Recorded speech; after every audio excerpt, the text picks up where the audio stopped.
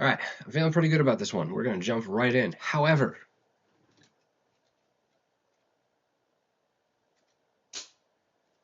corgi with a fez. Fezes are cool. Technically, it's a corgi plush with a fez. Fezes remain cool.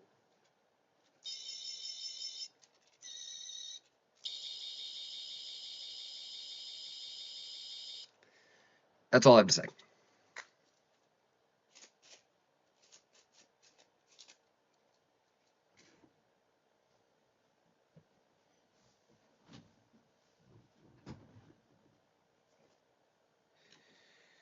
Okie doke. 21. Their dad got up to jog every morning. Kath woke up when she heard his coffee maker beep. She'd get up and make him breakfast. They'd fall back asleep on the couch until Wren woke up. They'd pass on the staircase without a word. Sometimes Wren went out. Kath never went with her.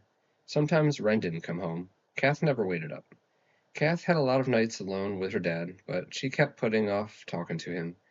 Really talking to him. Didn't want to she didn't want to be the thing that made him lose his balance, but she was running out of time. He was supposed to drive them back to school in 3 days. Wren was even Wren was even agitating to go back a day early, on Saturday, so they could settle in, which was code for go to lots of frat parties. On Thursday night, Kath made huevos rancheros, and her dad washed the dishes after dinner. He was telling her about a new pitch. Gravioli was going so well, his agency was getting a shot at a sister brand, Frankenbeans. Kath sat on the bar stool and listened. So I was thinking, maybe this time I just let Kelly pitch his terrible ideas first. Cartoon beans with Frankenstein hair. Monstrously delicious. Whatever. These people always reject the first thing they hear. Dad, I need you to talk about something. Or I need to talk to you about something. He peeked over his shoulder. I thought you'd already Googled all that period and birds and bees stuff. Dad. He turned around, suddenly concerned. Are you pregnant? Are you gay? I'd rather you were gay than pregnant. Unless you're pregnant, then we'll deal. Whatever it is, we'll deal. Are you pregnant? No, Kath said. Okay. He leaned back against against the sink and began tapping wet fingers against the counter. I'm not gay either. What does that leave? School? I guess? You're having problems in school? I don't believe that. Are you sure you're not pregnant? I'm not really having problems, Kath said. I just decided that I'm not going back. Her dad looked at her like he was still waiting for her to give a real answer. I'm not going back for a second semester, she said. Because? Because I don't want to. Because I don't like it. He wiped his hands on his jeans. You don't like it. I don't belong there, he shrugged. Well, you don't. Well, you don't have to stay there forever. No, she said. I mean, UNL is a bad fit for me. I didn't choose it. Ren did. And it's fine for Ren. She's happy. But it's bad for me. It's like every day there is still the first day. But Ren's there. Kath shook her head. She doesn't need me. Not like you do. Kath just stopped herself. Oh, not like you do. Kath just stopped herself from saying, What will you do? I'll live here. Go to school here. At UNO? Yeah. Have you registered? Kath hadn't thought that part through yet. I will. You should stick out the year, he said. You'll lose your school scholarship. No, Kath said. I don't care about that. Well, I do. That's not what I meant. I can get loans. I'll get a job too. And a car? I guess. Her dad shook off his glasses and started cleaning them with his shirt. You should stick out the year. We'll look at it again in the spring. No, she said. I just. She rubbed the back of her t-shirt into her sternum. I can't go back there. I hate it. And it's pointless. And I can do so much more good here. He sighed. I wonder if I wonder if that's what this is about. He put his glasses back on. Kath, you're not moving back home to take care of me. That's not the main reason. but it wouldn't be a bad thing. You do better when you're not alone. I agree, and I've already talked to your grandmother. It was too much, too soon. When you guys both moved out at once, Grandma's coming to check on me a few times a week. We're going to eat dinner together. I might even stay with her for a while if things start to look rough again. So you so you can move back home, but I can't? I'm only 18. Exactly. You're only 18. You're not going to throw your life away to take care of me. I'm not throwing my life away, such as it is, she thought. I'm trying to think for myself for the first time. I followed Wren to Lincoln, and she doesn't even want me there. Nobody wants me there. Tell me about it, he said. Tell me why you're so unhappy. It's just everything. There are too many people, and I don't fit in.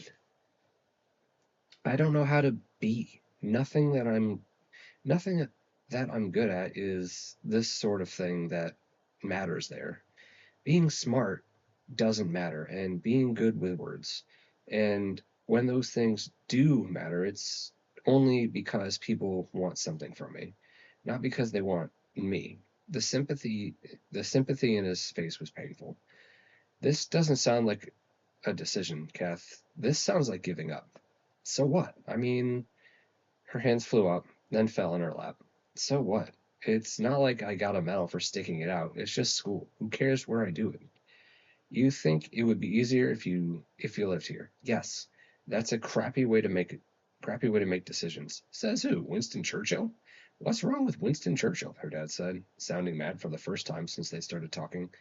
Good thing she hadn't said Franklin Roosevelt. Her dad was nuts about Allied forces. Nothing. It's just, isn't giving up allowed sometimes? Isn't it okay to say, this really hurts, so I'm going to stop trying? It sets a dangerous precedent for avoiding pain, for avoiding life. Kath rolled her eyes. Ah, the horse again. You and your sister and the eye rolling. I always thought you'd grow out of that. He reached out and took her hand. She started to pull away, but he held tight. Kath, look at me. She looked at him reluctantly. His hair was sticking up, and his round, wire-rimmed glasses were crooked on his nose. There is so much that I am sorry for, and so much that scares me. They both heard the front door open. Kath waited a second, then pulled her hand away and slipped upstairs. Dad told me, Wren whispered that night from her bed. Kath picked up her pillow and left the room. She slept downstairs on the couch, but didn't really sleep because the front door was right there and she kept imagining somebody was breaking in. Her dad tried to talk to her again the next morning. He was sitting on the couch in his running clothes when she woke up. Kath wasn't used to fighting her like this, fighting either of them, ever, about anything. Even back in junior high when she and Ren used to stay up late on school nights, hanging out in the Simon Snow forums. The most their dad would ever say was, won't you guys be tired tomorrow? And since they'd come back from break, he hadn't even mentioned the fact that Ren was staying out all night. I don't want to talk anymore, Cass said when she woke up and saw him sitting there. She rolled away from him and hugged her pillow.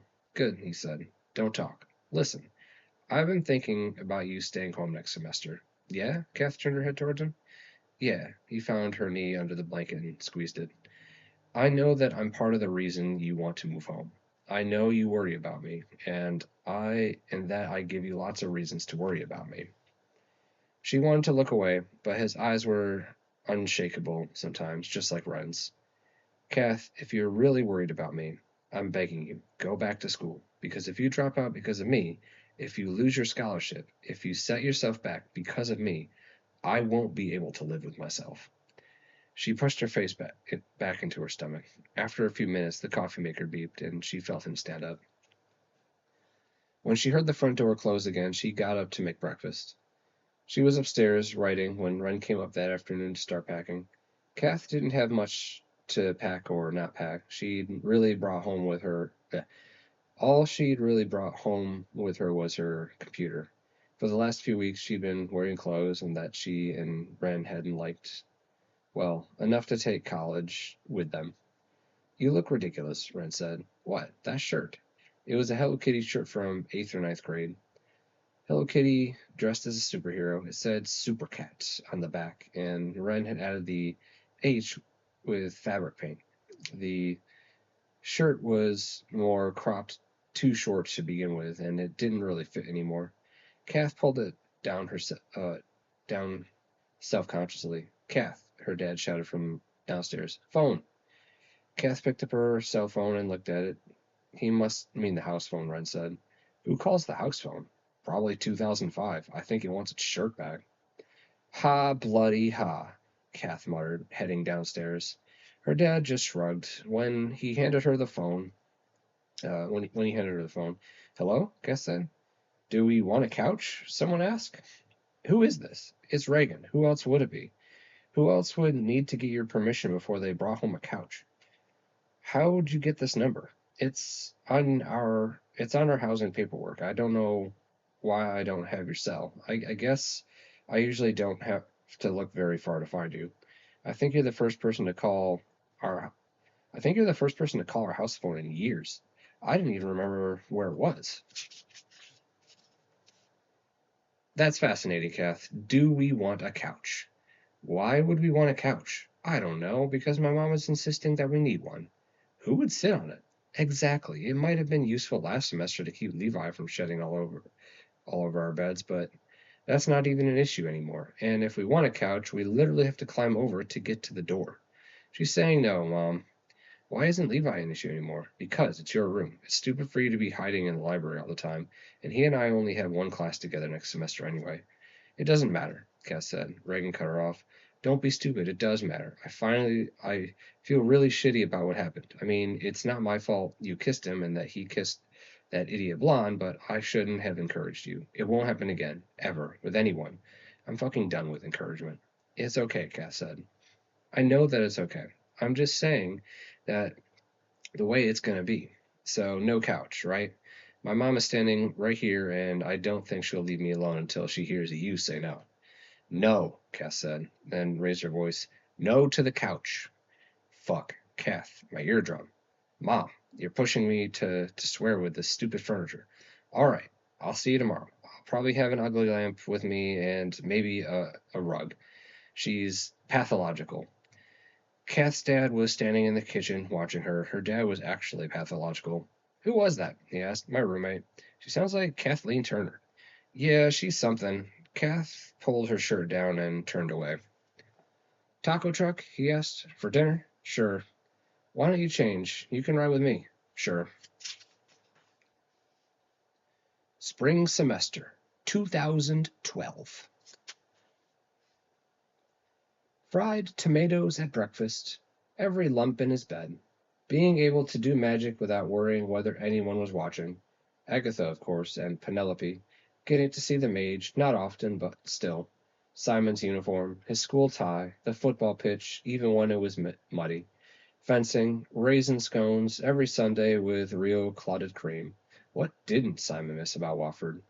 From Chapter 1, Simon Snow and the Selkies 4. Copyright 2007 by Gemma T. Leslie. 22. There are already 4 light fixtures in here, Reagan said. What are we supposed to do with a lamp?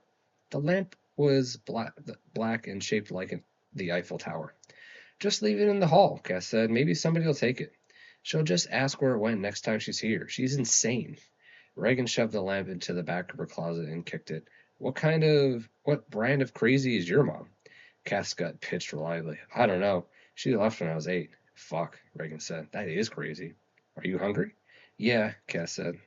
They're doing a back-to-school luau downstairs. They roast a pig on a spit. It's disgusting. Kath grabbed her ID and followed Reagan to the dining hall. In the end, Kath hadn't decided to come back. She just decided to pack up her laptop. And then she decided to ride along with Ren and her dad to Lincoln.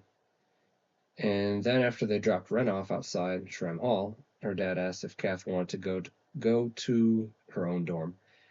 And Kath decided that she did. If nothing else, she could get her stuff. And then they just sat there in the fire lane, and Kath felt wave after wave of anxiety pound against her. If she stayed, she'd see Levi again. She'd have to deal with the psych final she'd missed. She'd have to register for class, and who even knew what would still be available. and she'd see Levi again, and everything about that would feel good. His smiling face, his long lines would also feel like getting shot in the stomach. Kath didn't really decide to get out of the car. She just looked over at her dad in the driver's seat, tapping his two middle fingers on the steering wheel, and as scared as she was to leave him, Kath couldn't bear to think about letting him down. One more semester, she said. She was crying. That's how bad it felt to say this. His chin jerked up. Yeah, I'll try. Me too, he said. Promise? Yeah, Kath. Yeah, I promise.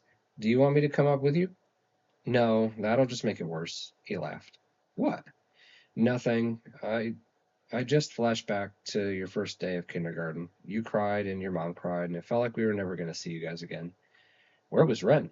God, I don't know. Probably anointing her first boyfriend. Mom cried? Her dad looked sad again and smiled ruefully. Yeah, I really hate her, Cass said, shaking her head, trying to imagine what kind of mother cried on the first day of kindergarten, then walked out in the middle of third grade. Her dad nodded. Yeah. Answer your phone, Kath said. I will. Somebody else got Ugg boots for Christmas, Reagan said, watching the dinner line empty into the dining room. If we had whiskey, this is where we'd take a shot. I find Ugg boots really comforting, Kath said. Why? Because they're warm? No, because they remind me that we live in a place where you can still get away with even get excited about Ugg boots. In in fashionable places, you'd have to pretend you're over them or that you've always hated them. But in Nebraska, you could still be happy about new Ugg boots. That's nice. There's no end. There's no end of the innocence. You're such a weirdo, Reagan said. I kind of missed you. I just don't want to, Simon said. Don't want to what? Baz asked. He was sitting on his desk, eating an apple. He left the apple in his teeth and started tying his hair, yeah, and started tying his green and purple school tie. Uh, Simon still had to use a mirror for that, even after 7 years. Anything, Simon said, pressing his head back into his pillow. I don't want to do anything. I don't even want to start this day because I'll just be expected to finish it. Baz finished his half Windsor and took a bite out of the apple. Now, Snow, that doesn't sound like the most powerful magician in 100 ages talking. That's such crap, Simon said. Who even started calling me that? Probably the mage. He won't shut up about you. The one who was prophesied, the hero we've been waiting for, etc. I don't want to be a hero. Liar. Baz's eyes were cool gray and serious. Today, Simon said, chastened. I don't want to be a hero today. Baz looked at his apple core and tossed it into Simon's desk. Are you trying to talk me into skipping political science? Yes. Done, Baz said. Now get up. Simon grinned and leapt out of bed. From Carry On Simon, posted January 2012 by fanfics author Magiceth. 23. What does ink mean? Kath asked. Reagan looked up from her bed. She was making flashcards. Reagan liked flashcards. And there was a cigarette hanging from her mouth, unlit. She was trying to quit smoking. Ask that question again. So it makes sense. INC, Kath said. I got my grades back, but instead of an A or a B, it says ink. Incomplete, Reagan said. It means they're holding your grade. Who is? I don't know. Your professor? Why? I don't know. It's usually like a special thing, like when you get an extra time to make up something. Kath stared at her grade report. She'd made up her psychology final the first week back, so she was expecting to see an A there. Her grade was so high in psychology, she practically didn't need to take the final. But fiction writing was a different story. Without turning in the final project, the best Kath had expected was a C. The best Kath had expected was a C, and a D was far more likely. Kath was okay with that. She'd made peace with that D. It was the price she'd decided to pay for last semester, for Nick and Levi, for plagiarism. It was the price for learning that she didn't want to write books about decline and desolation in rural America, or about anything else. Kath was ready to take her D and move on. Ink. What am I supposed to do? She asked Reagan. Fuck, Kath. I don't know. Talk to your professor. You're giving me lung cancer. This was Kath's third time back in Andrews Hall since she got her grades back. The first two times she'd walk in, the first two times she'd walked in one end of the building and walked straight through the door on the other side. This time was already better. This time she'd stopped to use the bathroom. She walked into the building just as 4 o'clock classes were getting out. A flash flood of girls with cool hair and boys who looked like Nick. Kath ducked into the bathroom, and now she was sitting in a wooden stall, waiting for the coast to clear. Somebody had taken the time to carve most of Stairway to Heaven into the stall door. It was a serious amount of carving. English majors. Kath didn't have any English classes this semester, and she was thinking about changing her major. Or maybe she'd just change her concentration from creative writing to Renaissance lit. That would be useful in the real world. A head full of sonnets and Christ imagery. If you study something that nobody cares about, does that mean everybody will leave you alone? She opened the stall door slowly, flushing the toilet paper for appearances, then ran water in one of the sinks, hot in one faucet, cold in another, and rinsed her face. She could do this. She just had to find the department office, then ask where pers- uh, Professor Piper's personal office was. Professor Piper probably wouldn't even be there. The hallway was nearly empty now. Kath found the stairs and followed the signs pointing to the main office. Down the hall, around the corner, maybe if she just walked by the main office, that would be enough progress for the day. She walked slowly, touching each wooden door. Kath, even though it was a woman's voice, Kath's first panic he felt was Nick. Kath, she turned towards the voice and saw Professor Piper in the office across the hall, standing up behind her desk. The professor motioned for Kath to come forward. Kath did. I've been wondering about you, Professor Piper said, smiling warmly. You just disappeared. Come in. Come talk to me. She motioned for Kath to sit down, so Kath did. Apparently, Professor Piper could control Kath with simple hand gestures, like the dog whisperer. The professor came around to the front of her desk and hopped onto it. Her signature move. What happened to you? Where did you go? I didn't go anywhere, Kath said. She was thinking about going right now. This was too much progress. She hadn't planned for this eventuality, for actually accomplishing what she came here to do. But you never turned in your story, Professor Piper said. Did something happen? Kath took a deepish breath and tried to sound steady. Sort of. My dad was in the hospital, but that's not really why. I'd already decided not to write it. The professor looked surprised. She held on to the lip of her desk and leaned forward. But Kath, why? I was so eager to see what you'd do. I just, Kath started again, realized that I'm not cut out for fiction writing. Professor Piper blinked and pulled her head back. What are you talking about? You're exactly cut out for it. You're a you're a Butterick you're a Butterick pattern. Kath, this is what you were meant to do. It was Kath's turn to blink. No, I kept trying to start the story.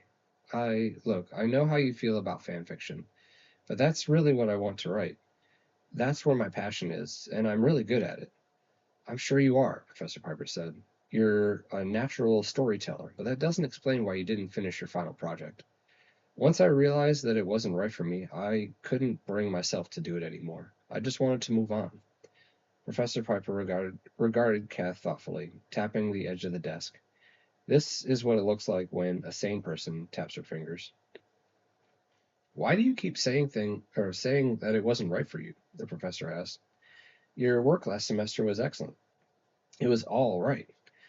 You're one of my most promising students. But I don't want to write my own fiction, Kath said, as emphatically as she could. I don't want to write my own characters or my own words. I don't care about them. She clenched her fists in her lap. I care about Simon Snow, and I know he's not mine, but that doesn't matter to me. I'd rather pour myself into a world I love and understand than try to uh, make something up out of nothing. The professor leaned forward. But there's nothing more profound than creating something out of nothing. Her lovely face turned fierce. Think about it, Kath. That's what makes a god or a mother. There's nothing more intoxicating than creating something from nothing, creating something from yourself. Kath hadn't expected Professor Piper to be happy about her decision, but she hadn't expected this either. She didn't think the professor would push back. It just feels like nothing to me, Kath said. You'd rather take or borrow someone else's creation? I know Simon and Baz. I know how they think, what they feel. When I'm writing them, I get lost in them completely, and I'm happy. When I'm writing my own stuff, it's like swimming upstream, or falling down a cliff, or grabbing at branches, trying to invent the branches as I fall. Yes, the professor said, reaching out and grasping the air in front of Kath. That's like she was catching a fly. That's how it's supposed to feel. Cass shook her head. There were tears in her eyes. Well, I hate it. Do you hate it, or are you just afraid? Cass sighed and decided to wipe her tears on her sweater. Another type of adult would hand her, uh, and another type of adult would, damn it, another type of adult would hand her a box of Kleenex about now. Professor Piper just kept pushing. You got special permission to be in my class. You must have wanted to write, and your work was delightful. Didn't you enjoy it? Nothing I wrote compared to Simon. Good gracious, Kath, are you really comparing yourself to the most successful author of the modern age? Yes, Kath said, because when I'm writing Gemma T. Leslie's characters, sometimes, in some ways, I am better than her. I know how crazy that sounds, but I also know that it's true. I'm not, I'm not a god. I could never create the world of mages, but I'm really good at manipulating that world. I could do more with her characters than I could ever do with my own. My characters are just sketches compared to hers. But you can't do anything with fan fiction. It's stillborn. I can let people read it. Lots of people do read it. You can't make a living that way. You can't make a career. How many people make a career out of writing anyway? Kath snapped. She felt like everything inside her was snapping. Her nerves, her temper, her esophagus. I'll write because I love it. The way yeah. I'll write because I love it. The way other people knit or scrapbook, and I'll find some other way to make money. Professor Piper leaned back again and folded her arms. I'm not going to talk to you any more about the fan fiction. Good. But I'm not done talking to you. Kath took another deep breath. I'm afraid, Professor Piper said.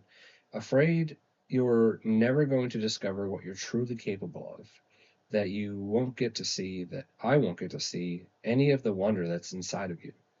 You're right. Nothing you turned in last semester compared to Simon Snow and the Mage's Heir. But there was so much potential. Your characters quiver, Kath, like they're trying to evolve right off the page. Kath rolled her eyes and wiped her nose on her shoulder. Can I ask you something? The professor asked. I'm pretty sure you will, anyway. The older woman smiled. Did you Nick mentor on uh, help Nick mentor on his final project? Kath looked up at the corner of the ceiling quickly and licked her bottom lip. She felt a new wave of tears rushing through her head. Damn, she had a solid month now of no crying. She nodded. I thought so, the professor said gently. I could hear you in some of the best parts. Kath held every muscle still. Nick's my teaching assistant. He was just here, actually, and he's in my advanced fiction writing class. His style has shifted quite a bit. Kath looked at the door. Kath? The professor, uh, the professor pressed. Yes? Kath couldn't look at her. What if I made you a deal? Kath waited. I haven't turned in your grade yet. I was hoping you'd come see me, and I don't have to turn it in. I could give you the rest of the semester to finish your short story. You were headed towards a solid A in my class, maybe even an A plus. Kath thought about her grade point average and her scholarship. The fact that she was going to have to get perfect grades this semester if she wanted to keep it. She didn't have any room for error. You could do that? I can do whatever I want with my students' grades. I'm the god of this small thing. Kath felt her fingernails in her palms. Can I think about it? Sure, Professor Piper's tone was air-light. If you decided to do this, I'd like to meet you. I'd like you to meet with me regularly throughout the semester or just talk about your progress. It will be like independent study. Okay, I'll think about it. Thank you. Kath picked up her bag and stood up. She was immediately standing too close to the professor, so she looked down and moved back quickly towards the door. She didn't look up again until she was back in her dormitory, stepping out of the elevator. Give me 2 seconds here. I'm just going to pause real quick.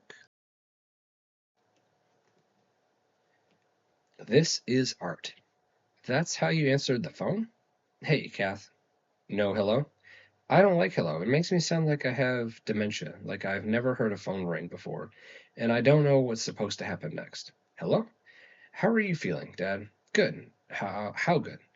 I'm leaving work every day at 5. I'm eating dinner with Grandma. Just this morning, Kelly told me I seemed impressively grounded. That is impressive. He just told me that we couldn't use Frankenstein in our Frankenbeans pitch because nobody cares about Frankenstein anymore. Kids want zombies. But they're not called zombie beans. They will be if fucking Kelly has his way. We're pitching zombie beanie weenies. Wow, how did you stay grounded through all that? I was fantasizing about eating his brain. I'm still impressed, Dad. Hey, I think I'm gonna come home next weekend. If you want. I don't want you to worry about me, Kath. I do better when I know you're happy. Well, I'm happy when I'm not worried about you. We have a symbiotic relationship. Speaking of, how's your sister? Her dad was wrong about worrying. Kath liked to worry. It made her feel proactive even when she was totally helpless. Like with Levi. Kath couldn't control whether she saw Levi on campus, but she could worry about it. And as long as she was worrying about it, it probably wasn't going to happen. Like some sort of anxiety vaccine. Like watching a pot to make sure it never boiled. She wore comforting grooves in her head, worrying about seeing Levi, then telling herself all the reasons it wasn't going to happen. First, because Reagan had promised to keep him that way, and second, because Levi didn't have any business on city campus. Kath told herself that Levi spent all his time either studying Buffalo on East Campus, or working at Starbucks, or making out in his kitchen with pretty girls. There was no reason for their paths to ever cross. Still, she froze. Every time she saw blonde hair and a green Carhartt jacket, or every time she wished she did. She froze now, because there he was, right where he wasn't supposed to be, sitting outside her door. Proof positive that she hadn't been worrying enough. Levi saw Kath too, and sprang to his feet. He wasn't smiling. Thank God, she wasn't up for any of his smiles.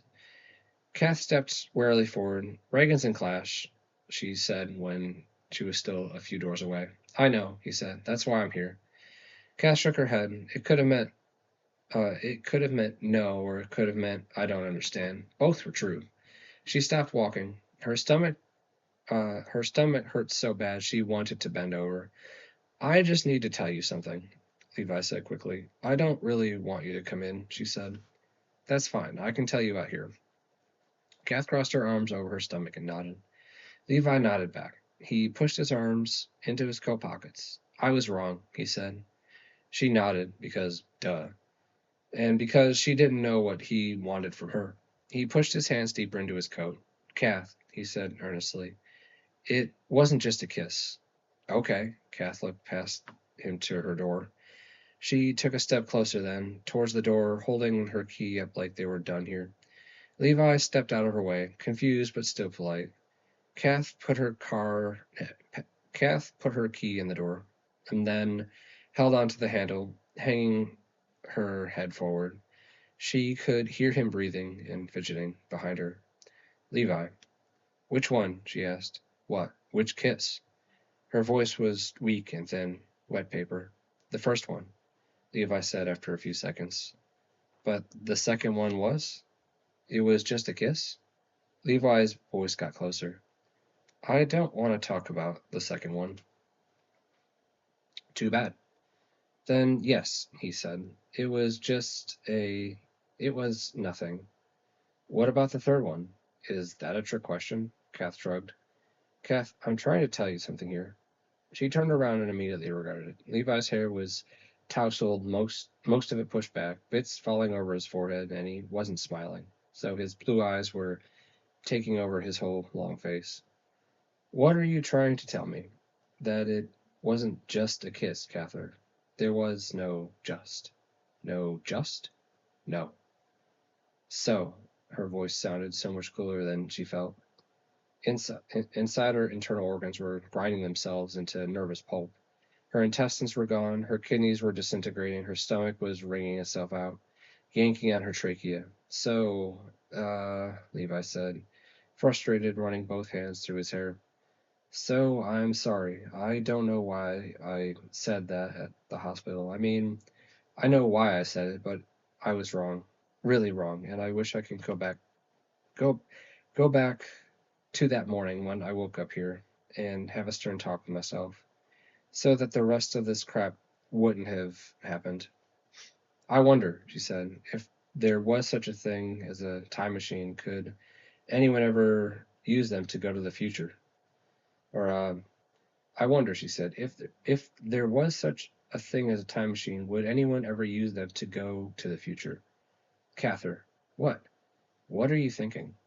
What was she thinking? She wasn't thinking. She was wondering if she could live without her kidneys. She was holding herself up on 2 feet.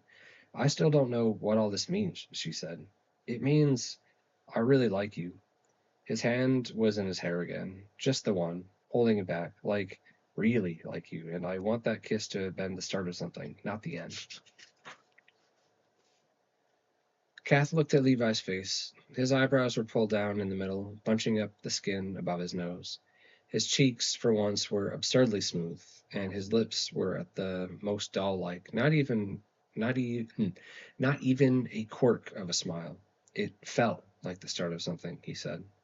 He pushed his hands in his pockets and swayed forward a little bit, like he wanted to bump into her. Kath uh, backed up flat against the door. She nodded. Okay, okay, okay.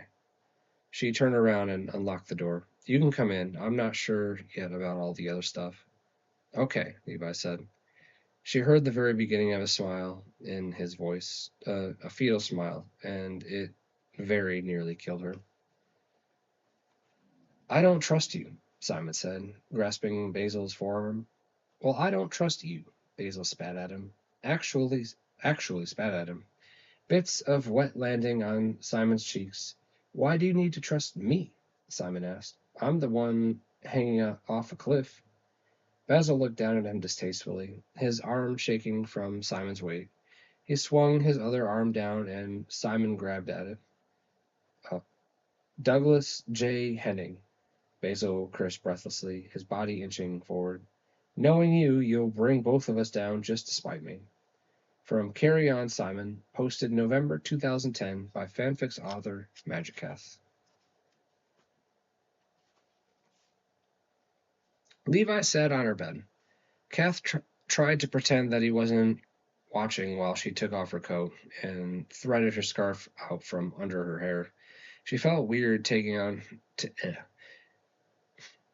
Did I say chapter 20? Did I say 24? I don't know if I did or not. We're on 24, so this is the start. 24. We're going to restart on this page. 24. I don't even know if I announced the other chapters. Now I feel stupid. All right. Anyway, 24.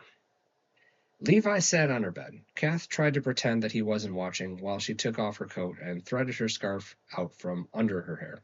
She felt weird taking her snow boots off in front of him, so she left them on. She sat on her chair. How'd you do in YA Lit? She asked. Levi just looked at her for a few seconds. I got a B minus. That's good, right? It's great. She nodded. How's your dad? He asked. Better, she said. It's complicated. How's your sister? I don't know. We're not really talking. He nodded. I'm not very good at this, Kath said, looking down at her lap. What? Whatever this is. Boy-girl stuff. Levi laughed, lightly. What? She asked. You're a lot better at boy, aren't you? Ha! They were both quiet again. Levi eventually broke the silence. She was pretty sure he could be counted on in every silence-breaking scenario. Kath? Yeah. Are you giving me another chance? I don't know, she said, watching her hands clench and unclench in her lap. Do you want to? What do you mean? She let her eyes stumble up to his face. His cheeks were pale and he was chewing on his bottom lip. I mean, are you rooting for me? Kath shook her head, and this time it just meant she was confused. What do you mean? I mean, Levi leaned forward, his hands still fisted in his pockets. I mean, I spent 4 months trying to kiss you, and the last 6 weeks trying to figure out how I managed to fuck everything up. All I want now is to make it right, to make you see how sorry I am and why you should give me another chance. And I just want to know, are you rooting for me? Are you hoping I pull this off? Kath's eyes settled on his tentatively, like they'd fly away if he moved. She nodded her head. The right side of his mouth pulled up. I'm rooting for you, she whispered. She wasn't even sure he could hear her from the bed. Levi's smile broke free and devoured his whole face. It started to devour her face, too. Kath had to look away. That's how she ended up with 100-watt Levi, sitting on her bed, grinning like everything was going to be just fine. She felt like telling him to slow down, that it wasn't fine. She hadn't forgiven him yet, and even though she was probably going to, she still didn't trust him. She didn't trust anyone, and that was a problem. That was a fundamental problem. You should take off your coat, Cass said instead. Levi unzipped his jacket and shouldered out of it.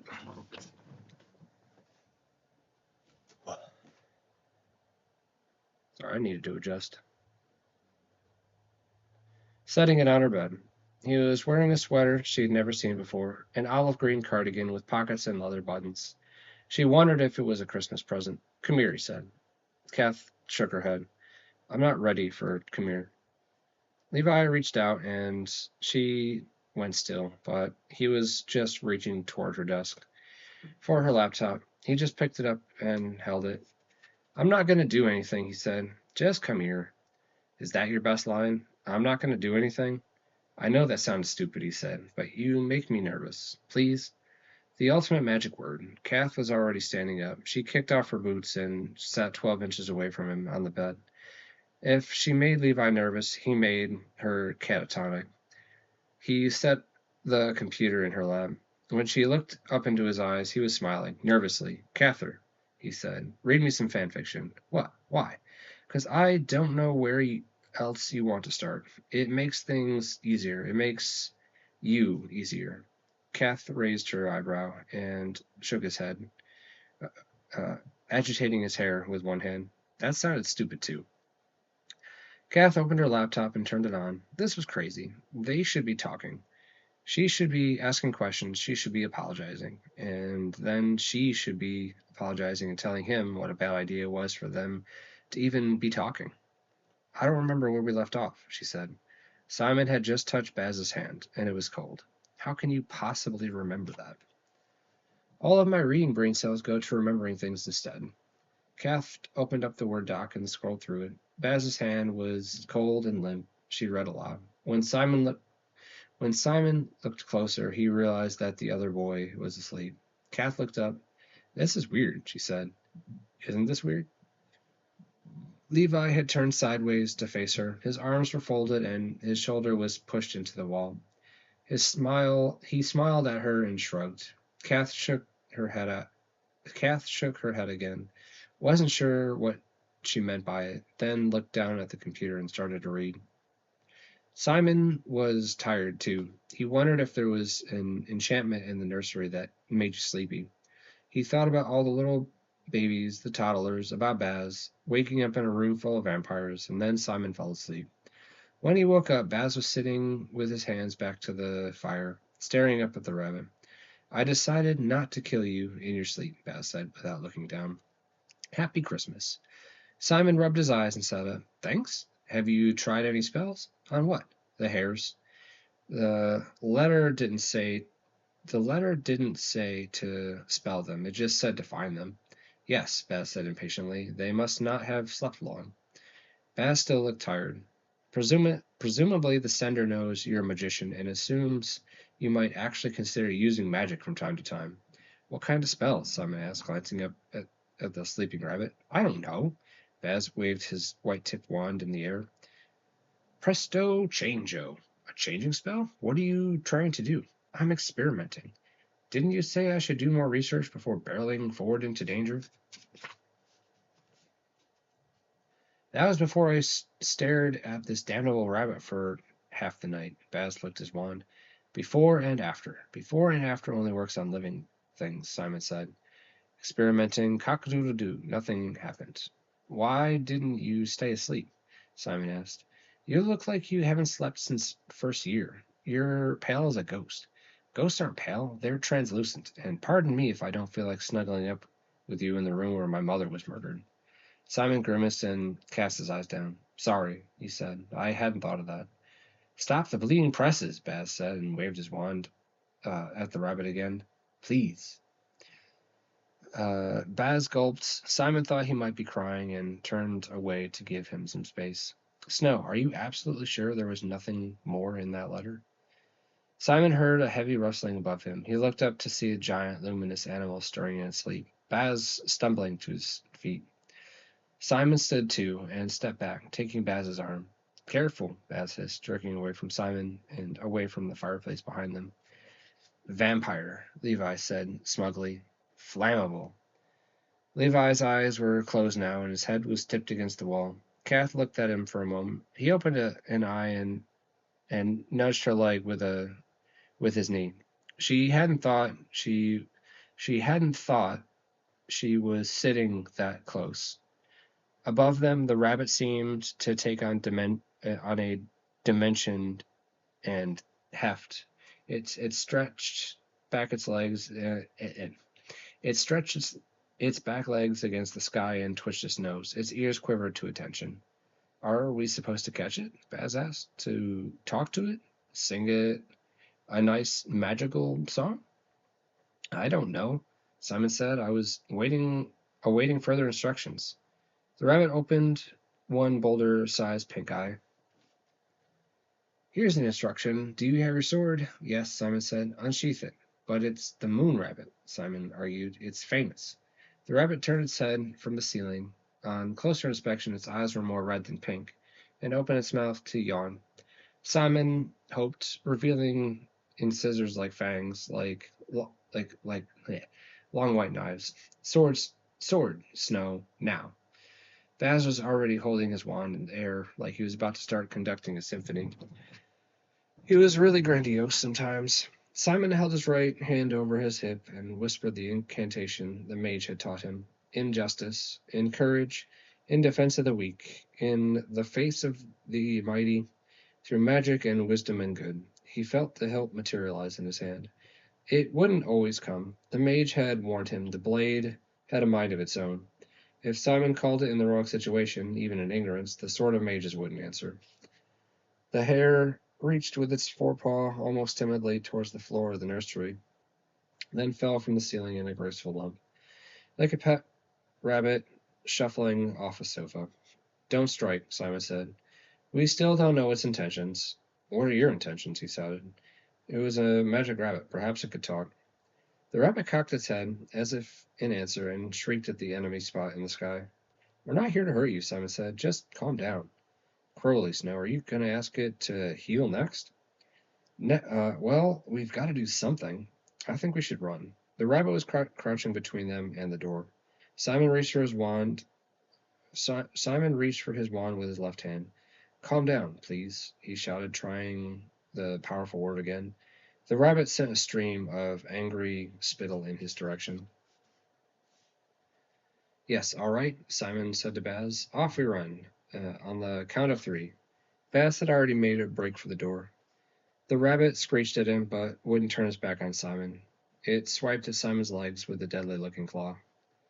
He managed to jump clear, but the hare immediately aimed at him from the other direction. When it cuffed him on the head, Simon wondered if Baz could even bother to bring back help. It probably wouldn't matter. No one would ever get there in time. Simon swung his sword at the rabbit, slicing it, pulling it back, its paw as if it caught a thorn there. Then the beast rose up onto its haunches, practically howling. Simon scrambled to his feet and saw ball after ball of fire catch in the rabbit's white fur. "You filthy, bloody rodent," Baz was shouting. "You're supposed to be a protector, a good luck charm, not a fucking monster. To think I used to make cakes for you and burn incense. I take back the cakes." "You tell him," Simon said. "Shut up, Snow. You've got a wand and a sword, and you choose to wag your useless tongue at me." Simon swung his sword again at the rabbit. In a fight, always favor the sword over his wand. In between balls of fire, magic, Baz was trying paralyzing spells and painful curses. Nothing but the fire seemed to make a difference. His sword was working. Simon could hurt the rabbit, but not enough. He may as well have been scratching it with an embroidery needle. "I think it's immune to magic," Baz yelled, just as the rabbit charged toward him. Simon ran up the hare's back and tried to sink his sword through the dense fur at its scruff. The blade slid along its hide without piercing it. Baz charged too, casting his wand aside and leaping onto the rabbit's chest. The animal thrashed, and Simon grabbed its neck and held on. He caught glimpses of Baz through the frenzy of fur and fang. The rabbit was swinging at Baz with his teeth, and Baz was holding on to the long ear, bashing at its nose with his arm. Then Baz's head disappeared into the rabbit's fur. The next time Simon saw a flash of him, the other boy's face was painted red with blood. "Baz!" Simon lost his grip. Then the rabbit threw him across the room. He landed on the ring of futons and tried to roll with the impact. When he picked himself up again, he saw the rabbit was flailing on its back, all four paws tearing at the air. Baz lay across his stomach like he was hugging a giant stuffed animal, the white fur around his head a bloody mess. "No," Simon whispered. "Baz, no." He ran towards the white rabbit, holding his sword with both hands over his head, and then plunged it with all his strength into one red eye. The rabbit collapsed, utterly limp, a paw falling into the fire. "Baz," Simon croaked, tugging at the other boy's arm. He expected Baz to be limp, but he wouldn't budge. Simon tried again, digging his fingers into Baz's slim shoulder. Baz reached back and pushed him off. Simon fell into the ground, confused. That's when he noticed that Baz was pressing into his face, the rabbit's neck, nursing at it. There were gashes along the hare's throat and ear, much deeper than anything Simon had accomplished with his sword. Baz hiked his knees up the rabbit's chest and pushed its giant maw to the side, craning its head deeper into the gore at its neck. "Baz," Simon whispered, slowly finding his feet for a few moments. He just watched. Finally, Baz seemed finished. He dropped down off the rabbit and stood there with his back to Simon. Simon watched as Baz reached for the mage's sword and slit it bloodily from the beast's eye. Baz turned then, pulling his shoulders back and lifting his chin in the air.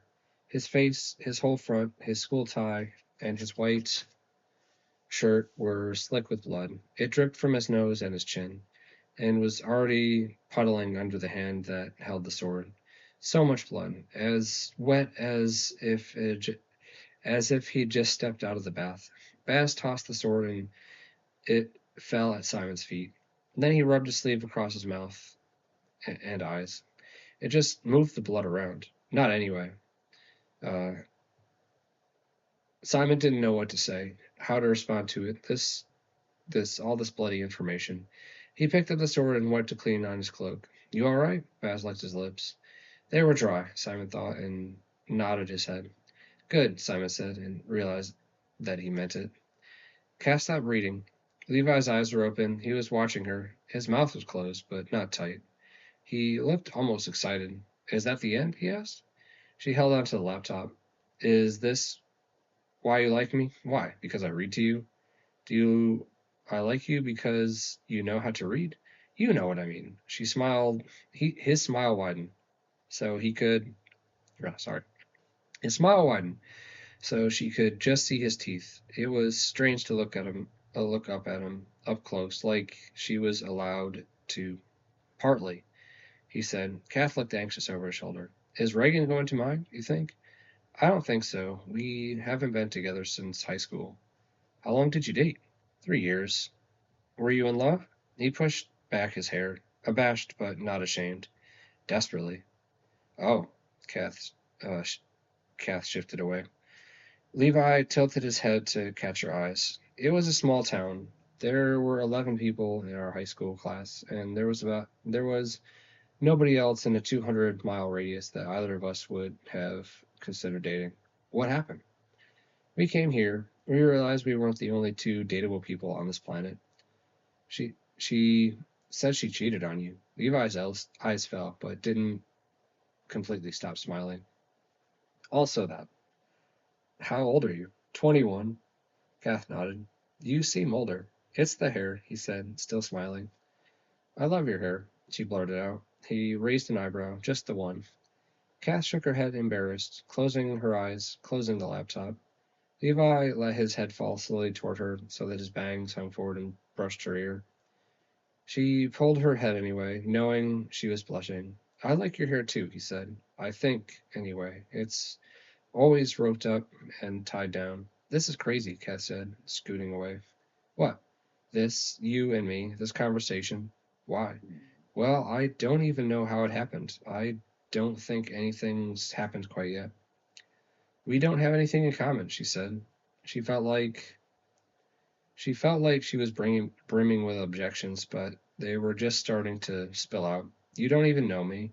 You're old and you smoke and you have a job and you have experience. I don't really smoke unless someone else is smoking. That counts, but it doesn't matter. Nothing you just said matters, Kath, and most of it isn't even true. We have lots of stuff in common. We talk all the time. We used to, and it just made me want to talk to you more. That's a really good sign. What do we have in common? We like each other, he said. What more is there? Also, compared to the rest of the world, we have everything in common. If aliens came down to Earth, they probably wouldn't even be able to tell us apart. This was too much like what she'd said to Nick. You do like me, Levi said, right?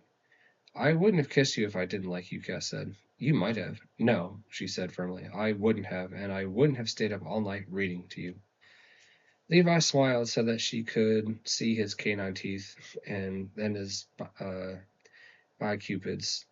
It was all wrong. He couldn't be smiling. Why did you tell me it was just a kiss? She asked, waiting for her voice to break. I don't even care about the other girl. I mean, I do, but not as much. Why was your first instinct to tell me that what happened between you and me didn't matter? And why should I believe you now when you say that it did? Why should I believe anything you say? Levi got it now, that he shouldn't be smiling. He looked down at his lap and turned, settling his back against the wall. I guess I panicked. Kath waited. Levi pushed his hands into the front of his hair and made a fist. Maybe that's why he was losing it prematurely. Constant handling. I panicked, he said again. I thought if you knew how much kissing you meant to me, it would seem worse that I kissed another girl. Kath let that sink in. That's terrible reasoning, she said. I wasn't reasoning. He turned back to her, a little too quickly. I was panicking. Honestly, I'd forgotten all about that girl. Because you kiss so many girls at parties? No, uh, he looked away. Sometimes, but no. I only kissed that girl because you weren't there, because you didn't return my text, because I was back to thinking you didn't like me. I was confused and a little drunk, and there was this girl who obviously did like me. She probably left 5 minutes after you did, and 5 minutes after that, I was staring at my phone, trying to come up with an excuse to call you. But why didn't you just tell me all that at the hospital? Because I felt like such an asshole, and I'm not used to being the asshole. I'm usually Dudley Do Right, you know? No. I'm usually the good guy. That was the whole plan for winning you over. There was a plan? There was. He thunked back his head against the wall, and his hands fell into his lap. It was more of a hope that you'd see what That you'd see that I was a decent guy. I saw that. Right, and then you saw me kissing somebody else. Kath wanted to stop talking. She heard enough. The thing is, Levi, saying his name out loud, finished the destruction inside her. Something, maybe Kath's spleen, gave up the ghost.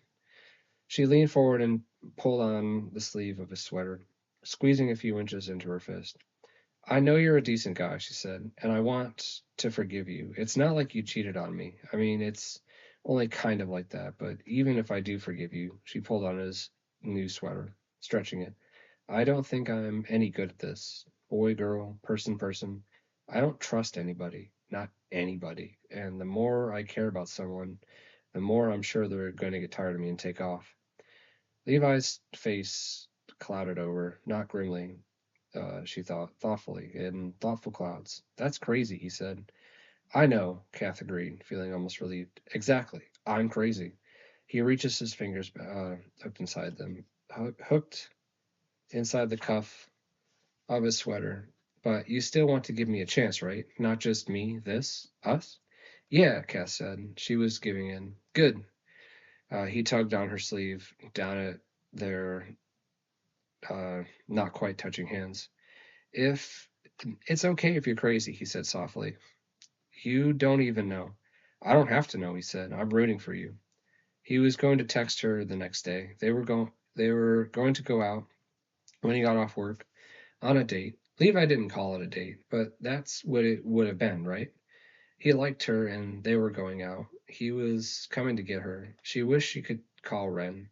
I have a date, and not with an end table, not with someone who has anything in common with furniture. He kissed me, and I think I might do it again if I let him. He didn't call Ren. She studied, then stayed up late as she could, writing Baz and Simon.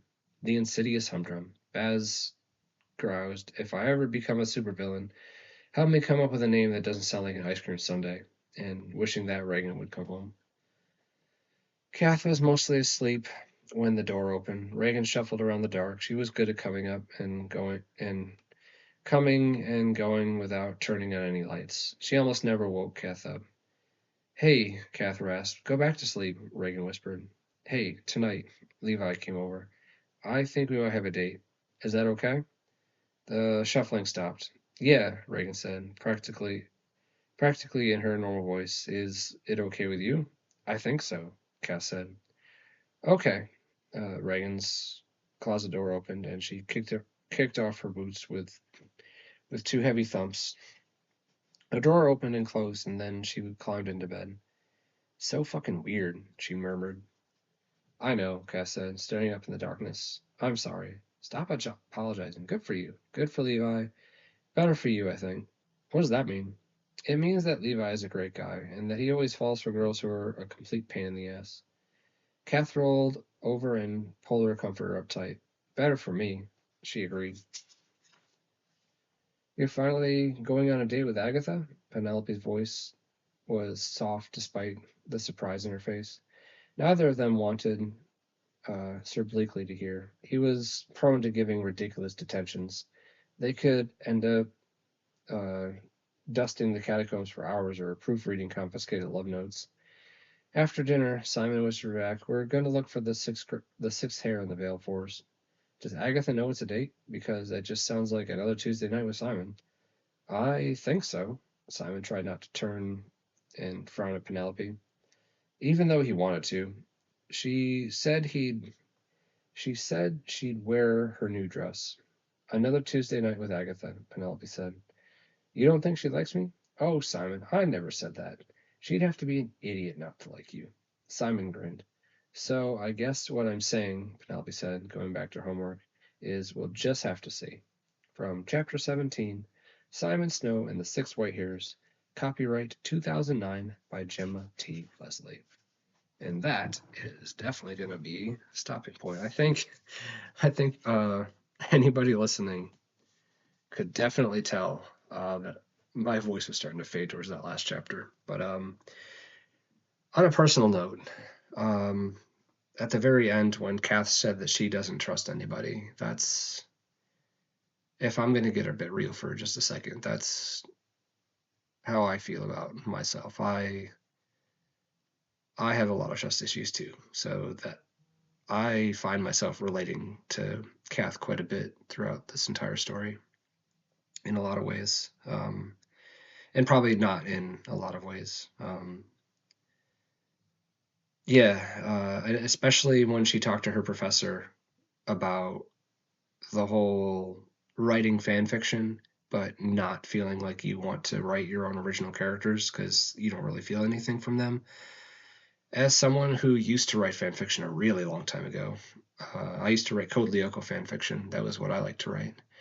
And as somebody who tried to write my own original stories, that is pretty much a one-to-one feeling on how it felt to, uh, yeah, to how it felt to read that. So yeah, that was definitely like a probably one of the reasons that it also took the wind out of my sails a little bit is because yeah, it just felt really personal. Sorry to eat up the last bit of this, especially if you're the kind of person who I mean, I know I technically only intended all of this for a very specific individual who I'm not naming because, once again, these videos are public. So I apologize that this is the ramble that I have been trying to, I guess, avoid. But um, it's also important because I'm more or less kind of like speaking to her specifically right now um, about this, I guess. But oh, it's definitely taken me a lot longer to get through this book than I thought it would. I guess I'm a slower reader than I thought. So uh, I hope I hope you're enjoying this. I really hope that you are, and you know who I'm talking about if you're listening. If you have made it this far, you know that. Yeah, sorry, I'm just gonna stop. Um, it's a it's a bit much. It's probably good that I ended the chapter this way, but yeah, I guess if you wanted to click on the next video, you could just click on the next video and be like, oh yeah, I'll just click on it. But at the same time, this is definitely not a format very friendly to just letting it play. Like if you're passively listening to it or something. I don't know. I'm sorry. Maybe I should make a separate rambling video on its own and just let that be its own thing. So, all right. I think that's what I've decided to do. So I'm going to stop here and I will see you in the next one, which I plan on doing another hour's worth of reading later tonight. Not that it really matters to you as the person listening to this, but yeah, no, I'm just yeah, sorry. It's been it's been something. So, well, thank you, and uh, I will be back with the next one.